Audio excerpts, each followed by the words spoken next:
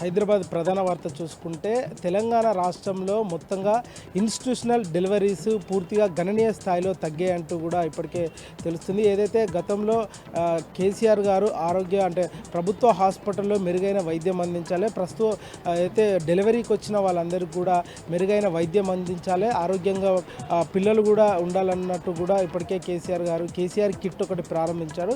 ఆ కిట్ ప్రభావంతో తెలంగాణలో ప్రభుత్వ హాస్పిటల్లో అనేక మంది కూడా డెలివరీలు కూడా చేయించుకున్నారు. దీనికి ప్రభావంతో ఇప్పటికే మన దగ్గర ఉన్న ఏదైతే ప్రస్తుత మరణాలు కూడా తగ్గడం కూడా జరిగింది.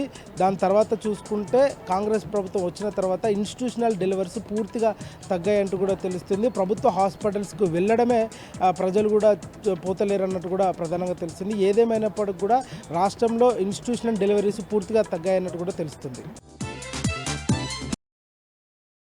కనిష్ట స్థాయిలో సింగిల్ డిగ్రీ ఉష్ణోగ్రతలు కూడా నమోదవుతున్నాయి. అటు ఉత్తర తెలంగాణ, పశ్చిమ తెలంగాణలో కూడా 6 జిల్లాలకు ఆరెంజ్ అలర్ట్ జారీ చేసిన వాతావరణ అధికారులు జారీ చేశారు. ఉత్తర జిల్లాలో మాత్రం ఆదిలాబాద్, కొమరంభీం, ఆసిఫాబాద్ జిల్లాలో ఆరెంజ్ అలర్ట్ జారీ చేశారు. పశ్చిమ జిల్లాలో సంగారెడ్డిలో ఆరెంజ్ అలర్ట్ కూడా వాతావరణ అధికారులు జారీ చేశారు. ఏదేమైనప్పటికీ కూడా హైదరాబాద్ సెంట్రల్ జోన్ ఉన్న హైదరాబాద్లో కూడా సింగిల్ డిజిట్ ఉష్ణోగ్రతలు కూడా శివారు ప్రాంతాల్లో నమోదయ్యాయి. ఏదేమైనప్పటికీ రానున్న 5 రోజుల పాటు తెలంగాణలో కనిష్ట స్థాయి సింగిల్ డిజిట్ ఉష్ణోగ్రతలు కూడా నమోదయ్యే అవకాశాలు కూడా ఉన్నాయంటూ కూడా వాతావరణ అధికారులు తెలియజేశారు.